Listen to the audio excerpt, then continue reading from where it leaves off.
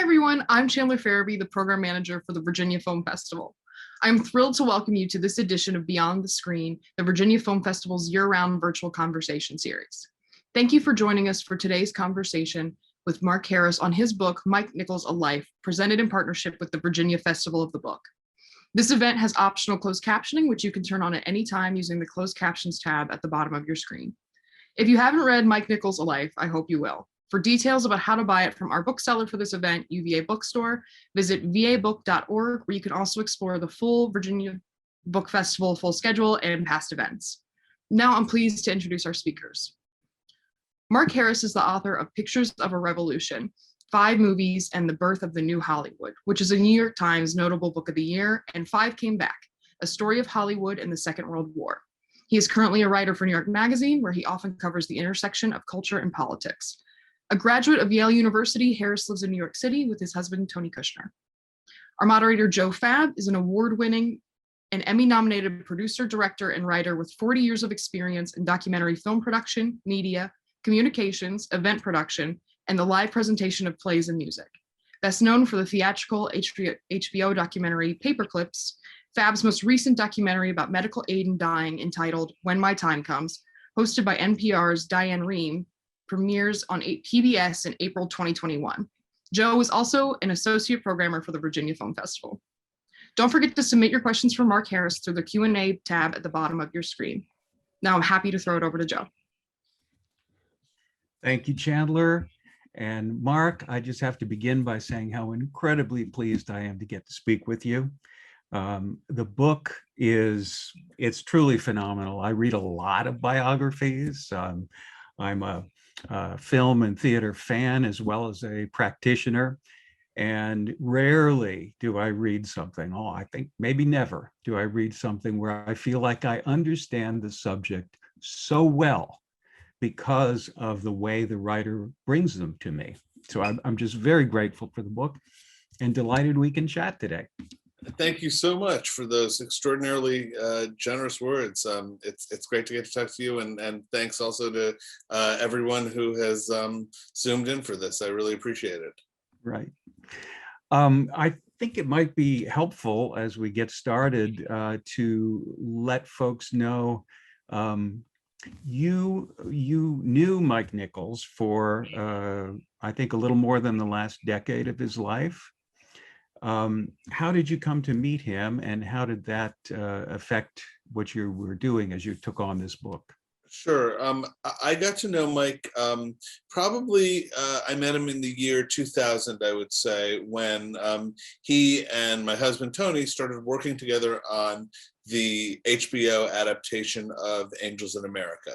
And Angels was a very long process. It took a long time to get the script together and cast. It took almost a year to get through pre-production and production. Then there was another year before it aired. So it was really like a 3 or 4 year period of getting to know him and getting to watch him direct, because we would occasionally go to the set before Angels was released at the end of 2003. And then in 2004, I got to know Mike another way, which is that my first book, Pictures of a Revolution, had in part to do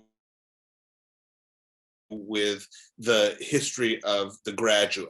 And so that was the first time that I interviewed Mike, and spent a lot of time talking to him about that, and just realized very quickly that, you know, besides being an extraordinary director, he is an amazing interview subject, because he really was willing to revisit his choices and his state of mind and his decision from a fresh perspective.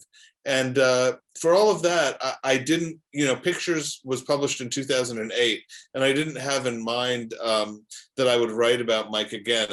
Doing a biography of him was not something I thought about until my publisher suggested it shortly after he died, which was in December of 2014. I see. I don't want to leave Angels in America quite yet. As I assume people know, it was the extraordinary, I would venture to say, masterpiece of Tony Kushner's. And it was Well, it won the Tony, it won the Pulitzer, it won the Drama Desk Awards for Best Play. I think that was in the early 90s. And then, of course, when the HBO miniseries happened, then it went on to win a slew of Emmys, including Emmys for Mike Nichols and for Tony. So a huge, huge piece of work. And I wish you would talk a little bit about, if I'm correct, I think that it was kind of a perfect match between the talents that Mike Nichols had and this masterpiece of a script that Tony created. It was, I mean, Mike Nichols was, he was great at drawing things out of actors, and he had a sensational group of actors, but the script really required that we look at some complex characters with relationships where sometimes we would be told what was going on outright, but there was a lot of subtlety in the script as well. If you agree, I've sort of set you up, but if you agree that it was such a perfect match, could you talk about that connection, please? Sure. I think it really did turn out to be a perfect match. Angels had a long history in terms of attempts to adapt it for the movies before Mike came along. You know, there had been interest in it from Hollywood ever since probably around 1992 when it first came to the US. And Robert Altman in particular was going to direct it for a long time. And there are somewhere in Tony's archives a pair of scripts that he wrote for the Altman version of Angels, which are very different from the play or from the version that Mike did. They're much more like, I think they're very heavily influenced by Nashville, which was one of Tony's favorite movies, and they're more overlapping and more of an attempt at hiding maybe the theatrical origins of the play. And I think one reason that Mike was such a perfect director for the piece was that he's one of the very few major movie directors who was ambidextrous. I mean, he was a theater director for the same 50 years that he was a movie director. And he was the first director Tony had spoken to, or the producer, Carrie Brokaw, had spoken to, who was not interested in concealing the theatricality of Angels. One of the first things he said to Tony was that he wanted to keep the doubling in the play, except for a couple of actors. All the ensemble of 8 usually plays more than one character, and Mike's one of his first instincts was that should carry over to the movie, so that, for instance, Meryl Streep would play Hannah Pitt, the Mormon mother, and Ethel Rosenberg, and a rabbi.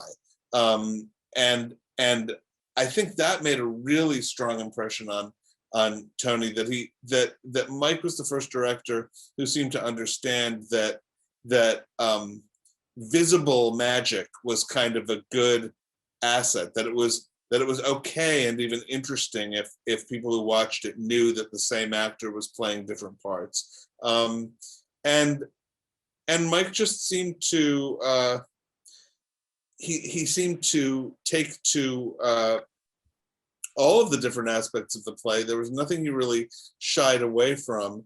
And Tony had never written a produced film script before, and he credits Mike with really teaching him how to write one. He liberated Tony not to think about shots and angles and things like that, and said to him, why don't you just write it the way that you want it to be seen, and let me worry about the rest. Because I think he said this after an early draft, he said, I think you're trying really hard to write a movie script, and it's sort of clear that you haven't done that. And the good news is you don't need to. You figure out how to tell the story, and I'll figure out how to film it. So Tony has said that was the first thing really that made him feel it was possible for him to write a movie script, and that led to him writing more of them. Gee, lifting that worry off of him must have been incredibly liberating. I think it was, and beyond that, he really adored Mike almost from their first meeting. You know, Mike had they have very similar senses of humor, and they both loved to read, and they both cared about the same things, and they just had a very quick, strong, positive personal connection, which is true, as I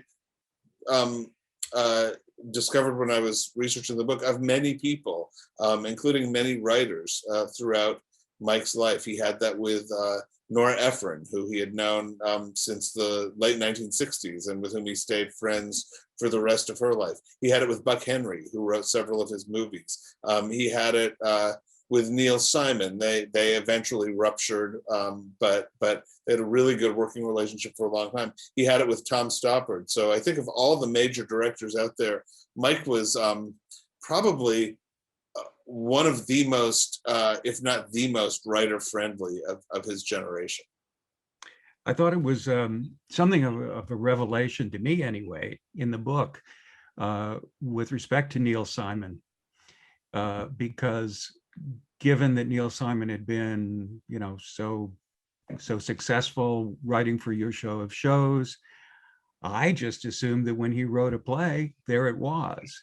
But you write about that first collaboration between them, and Neil Simon didn't even have a third act yet.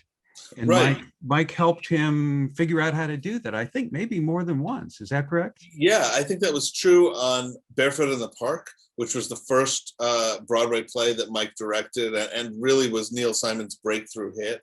And it was also true on The Odd Couple, which was the second Neil Simon play that Mike directed in 1965. And it's interesting because, you know, in both cases, there was a point at which, several points at which Mike would say to Neil Simon, you know, we're not there yet. You have to go home and write a new third act. You haven't found it yet. And Mike always said, you know, that he felt that if the writer was talented, Mike could tell him this isn't working, and he could guess at why something might not be working, but he would never do the rewriting himself. He said there's no one more qualified than the writer to understand what his character should say and why and when his character should say those things. So sometimes I can say you still need to figure it out, but it's not my place to tell a writer what they should say or what they should do. And of course, that was a really different time in theater. I think both Barefoot in the Park and The Odd Couple tried out on the road, which is something that really doesn't happen with Broadway anymore. But basically, each of those plays had 3 stops outside of New York with pauses in between them, where they could test the play in front of an audience and see how it worked and what the audience reacted to and what didn't and what was playable and what wasn't. And so you had basically a bunch of beta test opportunities with room afterwards to do rewriting, although sometimes the writing would happen, you know, between performances, and the actors would get new pages on almost no notice. So that by the time the play got to New York, they really knew what worked and what didn't. Today, plays are more likely to have workshops that end with maybe 1 or 2 performances in front of a small invited audience, but they don't get tested. I think partly because the internet and social media has made everything kind of national and public. The feeling that you could go try out a New York play in Wilmington or in New Haven or even Boston and still be away from the glare of the New York spotlight has kind of gone away. But it was a very important thing to Mike for the first probably 20 years that he directed theater. You referred a few minutes ago to Mike's 50-year career, which in itself is something to sort of pause and just ponder for a moment. But at the end of your book, you list, I think, about 21 TV and movie productions that he either directed or produced, or maybe both, and 41 Broadway and off-Broadway plays that he, again, directed or produced. And that doesn't even count things that were, so he did some summer stock, he did some regional things, he did a play in London. And he came close to doing a lot of things and then didn't. So there were things that he worked on, including some very, very famous movies that aren't on that list because they ultimately were directed by someone else. So that is truly phenomenal. I mean, that's not an abuse of the word phenomenal to apply it there. And again, one of the things that I just relish so much about your book is that you made me understand him. You made me understand that he was driven, yet he was perceptive. He was a genius in his way, but he had a very troubled life sometimes. For folks who may not have read the book yet, can you kind of, I know it took 600 pages in the book, but can you characterize who he was and kind of what made him do this? And why was he so perfectly suited to this work? Yeah, I hope I can do that in fewer than 600 pages. It's 600 great pages. I think thank you. I think it's a book for everyone, and I think it's a book for people who want to know who Mike Nichols was and what he did, but also I hope it's a book for people who want to know what direction is, like all of the different things that directing can mean. All of the ways that directing is collaborative, all of the ways that and I hope it's also a book about how to have a very, very long career, which means in part figuring out how to deal with your own failures, your failures as a person and your creative failures, the things that don't work, the things that flop quietly and the things that flop publicly. That was a really important part of Mike's life too. And I think that, there are a couple of things that I think made Mike uniquely suited to be a director. One is, briefly, he had a very rough childhood. He came over from Berlin to New York in 1939, just before the outbreak of World War II. He was about 7 then, and he had lost all of his hair a few years earlier, and the ability to grow hair as the result of a bad reaction to a vaccination. And so he starts out life as a kid who doesn't look like other kids, who doesn't sound like other kids, who is ostracized. And he really learns to survive by being watchful, by looking at other kids and thinking, how do they do it? What does a popular American boy look like? What does a shy American boy look like? What do you look like when you're confident? What do you look like when you want people to like you? I think Mike was exceptionally good at picking up really small visual and behavioral cues. And he had to be, really, to survive. But that served him well, both in the career he had before directing, which was as a performer with Elaine May. The Nichols and May comedy partnership really did change comedy. And one of the ways it changed comedy was by being observant about those small, recognizable details of human behavior that you in the audience wouldn't realize that anyone else had ever noticed until you saw Nichols and May acting them out. And then that in turn carried over to his directing, where one of his real hallmarks was his ability to work with actors and his ability to kind of find exactly the right story or analogy, either from his own past history or by drawing out the actor about their own history, to unlock an emotional moment or an observational moment, or to give that actor something that he or she could do that was physical, that either enhanced the line that they were saying or undercut the line that they were saying or contradicted it or added a new dimension to it. Like that really acute work with actors was something that was a Mike signature. And I think that in a weird way, you can trace what made him so suited for that kind of career back to that early childhood trauma, at least in part. That gift of observation. And I think another thing that suited him for career longevity was that of all of the directors I've ever interviewed or written about or talked to, I don't think I've ever met one who was less defensive about his failures than Mike Nichols was. He, when he had a flop, he would say that he thought the way to react to it was to do something small and personal that you do purely because you love it, and that you do without regard to its possible commercial success or to the glory it can bring you. And there are several points in his career when he did that to his own great benefit. But even beyond that, when he had a failure,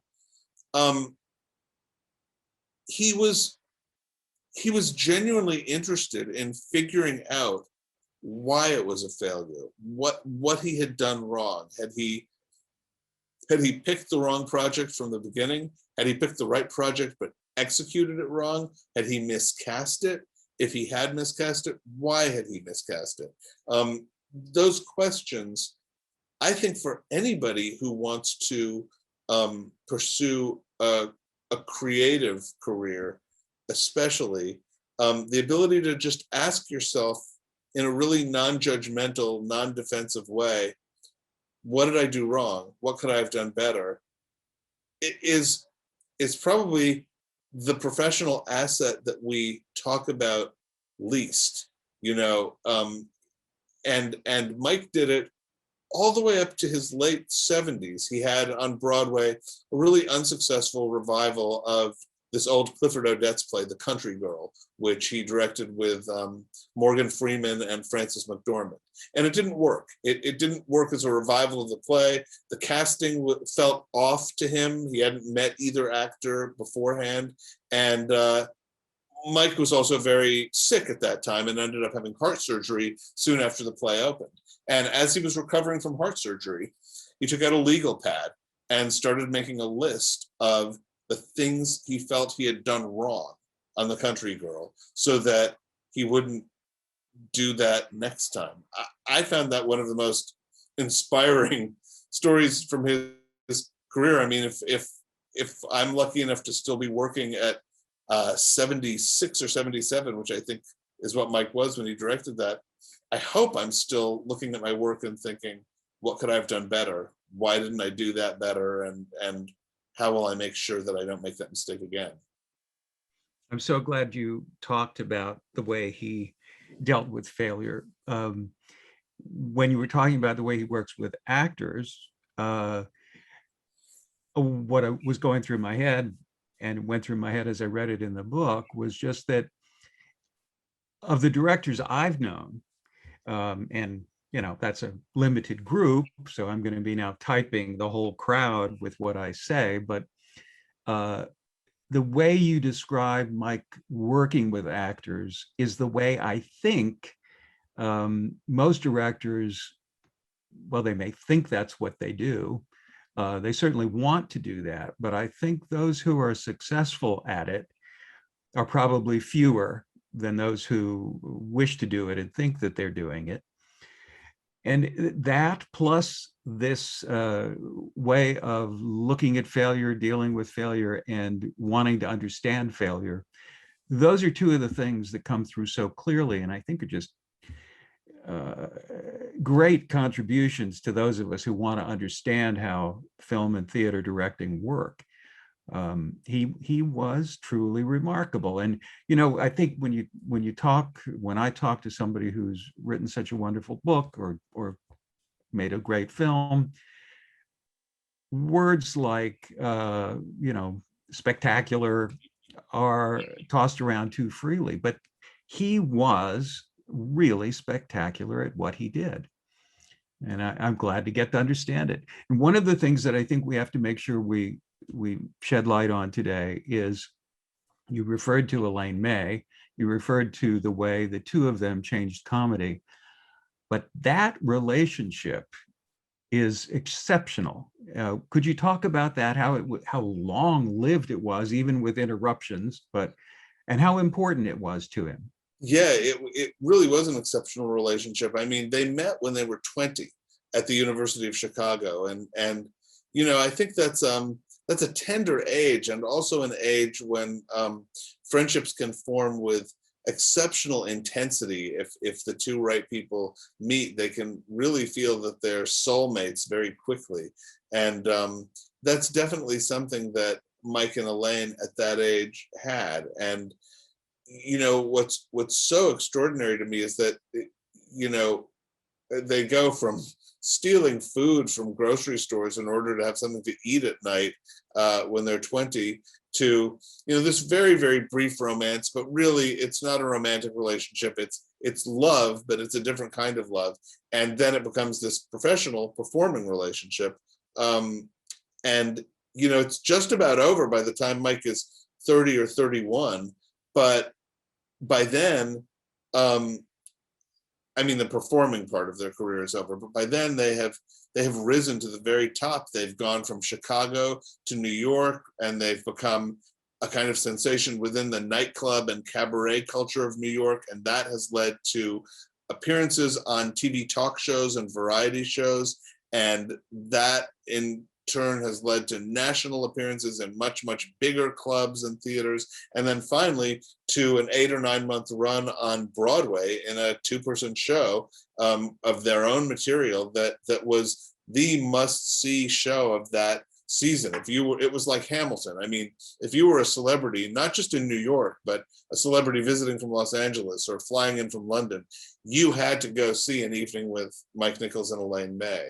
And one thing that I think is really unusual about that part of Mike's career is that you don't often find men in the performing arts who were born in 1931, whose primary formative creative relationship was with a woman.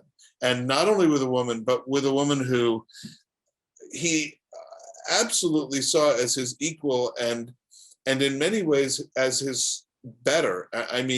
When you read the press about Nichols and May, especially when they split up, which they had a rough breakup in about 1962 when she wrote a play that he was meant to star in, and he didn't like the play and she didn't like his performance, and they really stopped speaking for a couple of years, and then we're back in each other's lives literally for the rest of Mike's life, for the next 55 or 60 years. But when they broke up, the press basically said, well, she is no doubt going to go on to spectacular things. It's not entirely clear what he's going to do. And that was an assessment that he agreed with. He really did feel that she was the sort of creative spark plug of their partnership, that she could infinitely come up with lines for any character that they created, and that his job was more to move the sketches along and to give them shape, which was in a way good training to be a director. But I think for the rest of Mike's career, when you see how much it's marked by his exceptional relationships with women, whether that's Nora Ephron or Meryl Streep or Emma Thompson, I think what you're seeing is the early influence of Elaine May having been taken in by him almost as a personality trait. He was very at ease with women, and he genuinely liked women. And interesting too how after the breakup and after they got back together and were working together again, I detected so much of a protection of what they had as performers together, that now it was a different relationship. Occasionally they would give in and they would do some performance together like the old days, but talk about what she came to mean to him later. Well, I think, after they stopped they never fully stopped performing, but they did stop generating new material. They would occasionally do a benefit or something as performers, but really the way they were in each other's lives were that she wouldn't do a project without showing him the script first. He wouldn't do a project without showing her the script. He went to her for advice. He trusted her taste. He trusted her judgment. She would occasionally sit in and act for him in the reading of a play. They had one very famous reunion where they acted on stage together in 1980 in a revival of Who's Afraid of Virginia Woolf, where they played the two lead parts. And then in the 90s, they really started working together again for the first time, this time with Elaine as screenwriter and Mike as director. Elaine came into the movie Wolf, which was a very troubled film. She came in very late in the game to do some last minute rewrites to sharpen up the comedy and sharpen up Michelle Pfeiffer's part. And then she went from there to write The Birdcage, which is one of Nichols's most successful films, and then wrote Primary Colors. So 35 years after the heyday of their success as performers, there they were collaborating again. And it was tremendously meaningful and joyful to Mike. Whatever tensions they had experienced decades earlier were just gone. And she was on the set of those movies the whole time. She was a real creative partner. And they just enjoyed each other very much. We're going to go to questions from our viewers in a minute. Before we do, there's so many plays and films and projects and Mike's we could be talking about. I'm just wondering if there is one that for you is, holds a special place, that is either a success or maybe something that was more of a challenge to him that you particularly found interesting and fascinating and somehow reveals who he was. Well, I'll always love The Graduate, which I think doesn't make me particularly unique because I've been writing about that movie now and researching it for more than 15 years. But if you're going through Mike Nichols' filmography and you want a sort of less typical place to start, one movie that I've been very happy that people are rediscovering is Heartburn, which he made in 1986 with Meryl Streep and Jack Nicholson. That was a movie that got very rough reviews when it opened. It's the barely fictionalized account of the breakup of the marriage of Nora Ephron, who wrote the novel and then adapted it for the movie, and Carl Bernstein. And in the mid 80s, this made huge headlines. I mean, it was a very big deal. And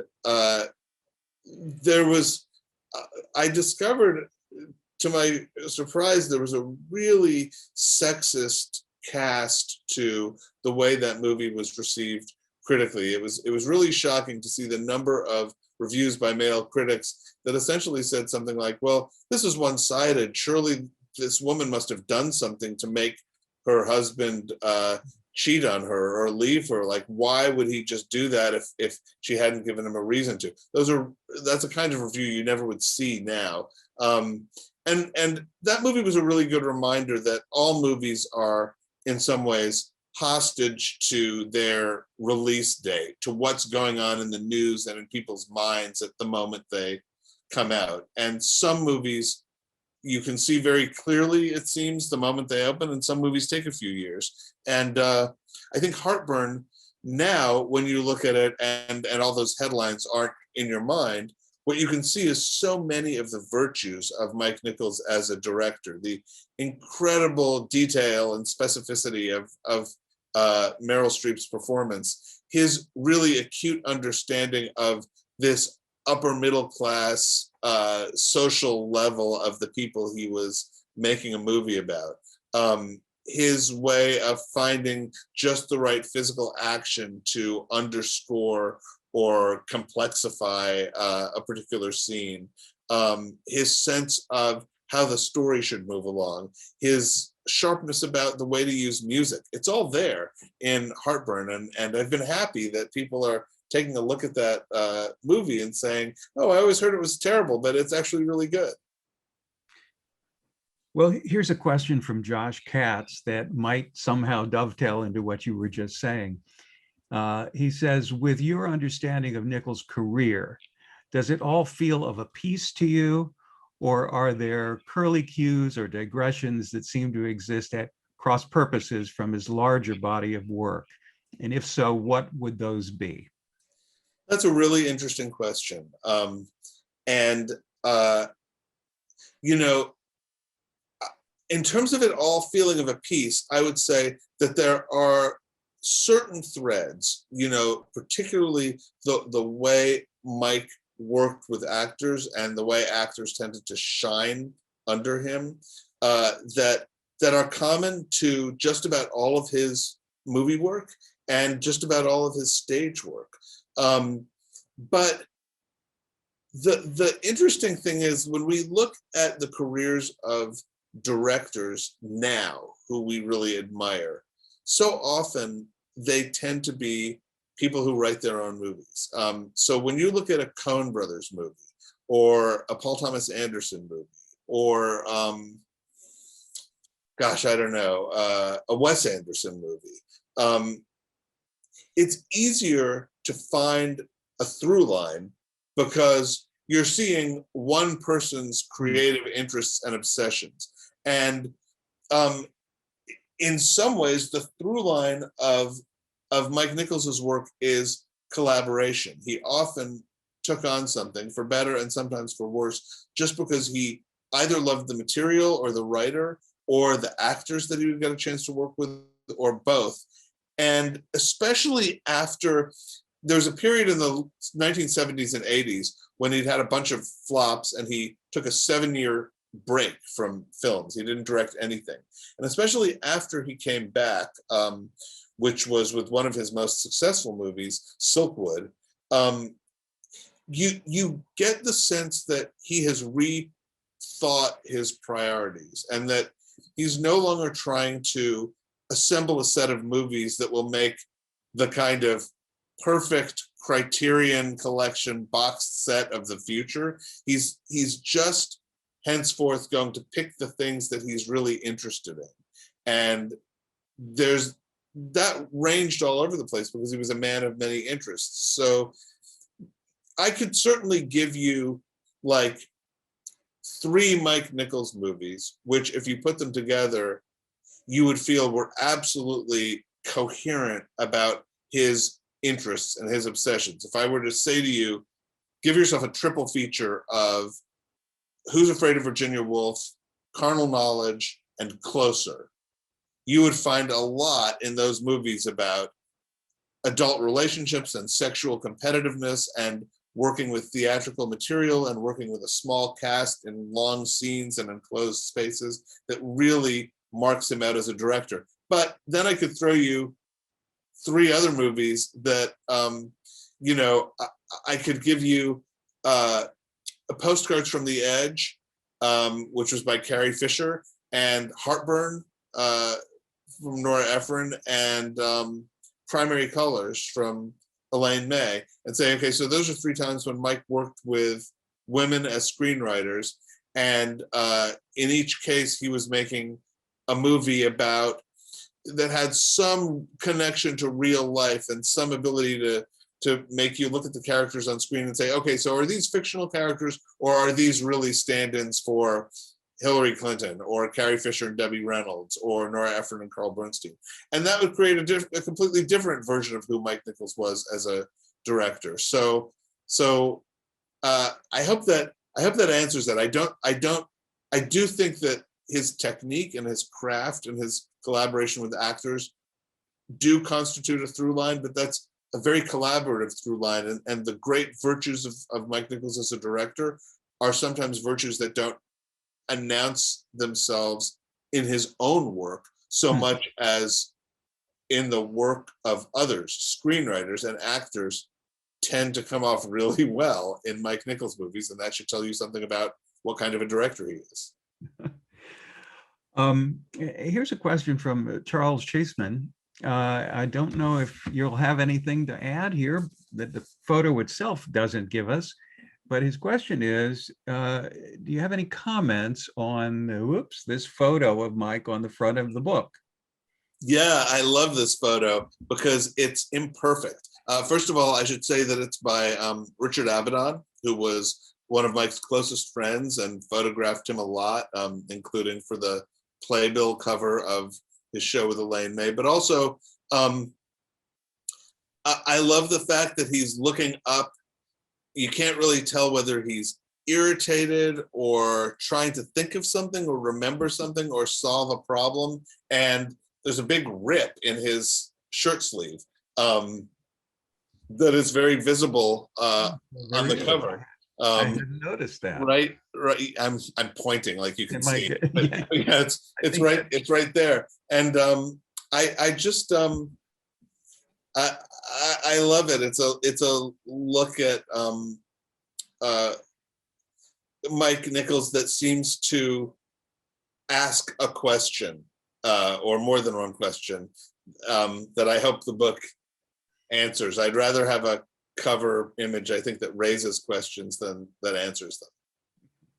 I realized I was just pointing at the cover as if people could see me doing it. And I'm not on the screen, so no, you didn't. You'll just have to go buy the book, and you'll be glad you did. I'd like to take the moderator's prerogative for a minute and ask you. I've seen a number of, certainly a lot of Mike's films, but some of his plays as well. And two of them, I think, would probably fall under the heading of maybe complicated, if not failures, but complicated. And those would be Hurly Burly and Uncle Vanya. He really had some challenges there, actor-wise, in both, and with David Rabe as the writer for Hurly Burly. Which, can you delve into that a little bit? Talk about how he dealt with that. He was moderately successful. He was completely successful. How do you see it? Yeah, there were certainly times, as well as Mike worked with actors, there were many times in his career when it was a problem, probably starting with Walter Matthau, who was famously intractable, and Walter Matthau played Oscar Madison in The Odd Couple, and it was the first time that Mike had ever directed an actor who just wouldn't listen to him, who would listen to his notes and suggestions and then just ignore them. You know, Mike worked a number of times with actors with alcohol problems. Richard Burton on Who's Afraid of Virginia Woolf, George C. Scott on several plays, including Uncle Vanya in the 1970s, and movies. Art Carney in The Odd Couple, who played opposite Matthau. So, you know, Mike was very sympathetic to the frailties and struggles of any actor, but there were definitely times when he couldn't fully connect with them, or they with him. And Hurly Burly, which had this really extraordinary all-star cast in the 80s that included William Hurt and Christopher Walken and Harvey Keitel and Sigourney Weaver and Cynthia Nixon. You know, this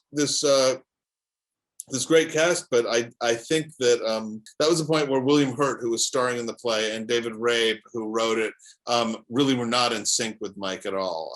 The play was very, very long as 4 hours at one point when it was trying out in Chicago, and Mike really wanted it to move. He had a very, very strong sense in all of his work of pacing, and was definitely worried often about letting something drag on forever.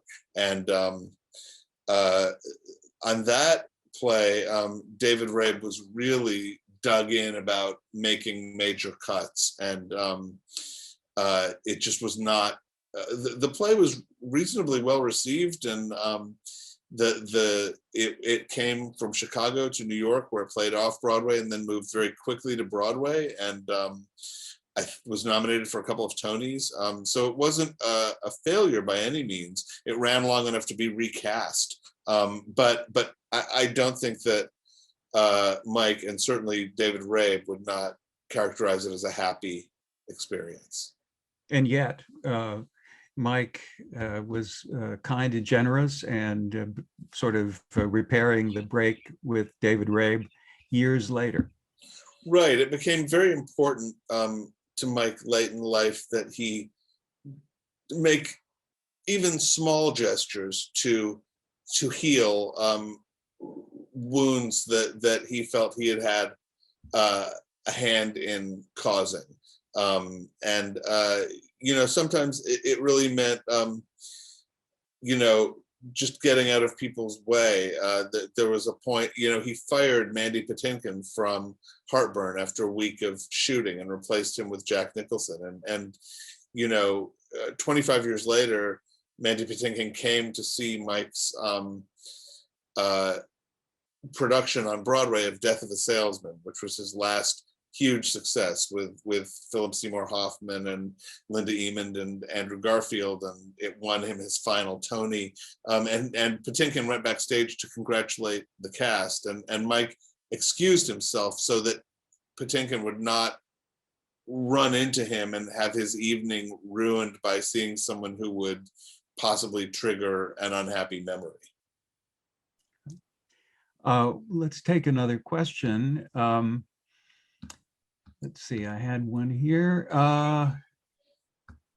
Julie Campbell asks if there's anything more that you could say about why so many actors loved working with him.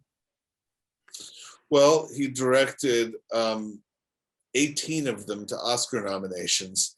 And I think the list of actors he directed to Tony nominations or wins is even longer. I mean, that everyone from Matthau, who won Best Actor for The Odd Couple, to Jeremy Irons and Glenn Close and Christine Baranski, who all won Tonys for their work in Tom Stoppard's play The Real Thing. I think actors certainly like directors who can make them look good, but they, more than that, they love actors who seem to understand them. Mike was someone to whom actors felt they could open their hearts. He was interested in them. He wanted to know what made them tick and what they worried about and what they fretted about. He genuinely saw a central part of his job as helping actors give their best performance. And who wouldn't love a director who prioritizes you in that way? And he opened himself up to them as well, right? Yes, absolutely. Sometimes strategically, sometimes he felt that he needed to open himself up in order to help them relax and unlock themselves. Sometimes it was to create a sense that the cast was a family. That was really important to him on Death of a Salesman and on the movie Closer. He really wanted these people to connect with each other. But it's funny to think about, but there are movie directors out there and stage directors, very successful ones, who don't particularly enjoy actors. They like them well enough, but they see them more as a necessity to have their vision realized than an end in themselves. Mike was not like that. It was, the idea of not enjoying actors. Woody Allen, for one, and this is amazing when you consider all of the people who have been cast in his movies. Woody Allen has said publicly in his memoir that he could not get out of audition rooms fast enough and never had anything to say to actors and just, wanted as little contact with them, including while making the movie, as possible. Nothing could be more alien to Mike Nichols than that way of thinking. I think we've got time for one more question from someone who's tuned in. Fred Levy says, given all that he endured, what approach to his life grounded him? Well, I think that what ultimately grounded him was his fourth marriage to Diane Sawyer, which lasted for about the last 27 or 28 years of his life. That relationship meant a great deal to him, and I think that by the time they married, he had conquered a lot of the demons of depression, among other things that had bedeviled him earlier in his career. And by then also his children were beginning to grow up, and I think Mike absolutely would have said that even though he was not always around when they were growing up, which he felt great remorse about, his fourth marriage and his children, and particularly his grandchildren, to whom he was absolutely devoted, grounded him. It took him a while, but he truly did become a family man. As we wrap up, I think you were there, were you not, for the memorial service? Yes. Take us into that room for a minute, would you? Yeah, it was in the lobby of a major office building in downtown Manhattan, and there were probably about I would say 250 people there, and there were people from every aspect of Mike's life: actors, playwrights, screenwriters, publishing people, fashion people, style people, food people, entertainment moguls, a collection of people that really had nothing in common, who had no business all being in the same room, except for this one person that they had in common. And the only way I can describe it to you is it was the kind of thing where celebrities spent all their time staring, because there were so many, like, everybody in that room was kind of dazzled by everybody in that room. It was a year after Mike died, and it was this really joyous kind of celebration of his life. And I do remember a number of people, as it was breaking up and people were leaving, saying, I don't think there will ever be again this collection of people in this room, because the kind of celebrity and the kind of reach that Mike Nichols had doesn't really exist anymore. People are more siloed. They're more. You can be a celebrity in a particular area, but Mike was a celebrity who seemed to transcend many different categories of fame, and also lasted, more than 50 years in the spotlight. So he really was unique. And the way you write about it, it seems like they were all there because they really loved him.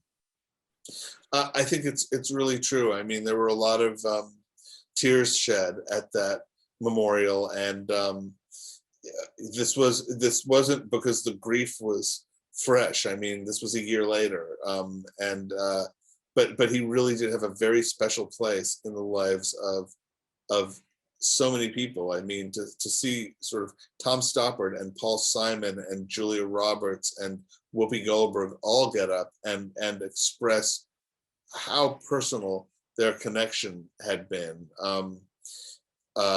was truly extraordinary.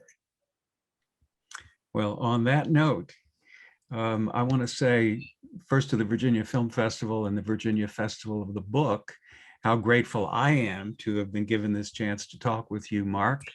And now thanks to you as well for being here today. If we haven't made you folks who are tuned in want to read this book, then I apologize. Go read it anyway, even if I failed to help that happen. And Mark, I'm going to start reading this one now. Pictures at a Revolution. I've heard so much about it. Well, I hope you enjoy it. And thanks again to everyone for listening and for your good questions. And hope you enjoy the rest of the festivals. Mark and everybody, please stay well.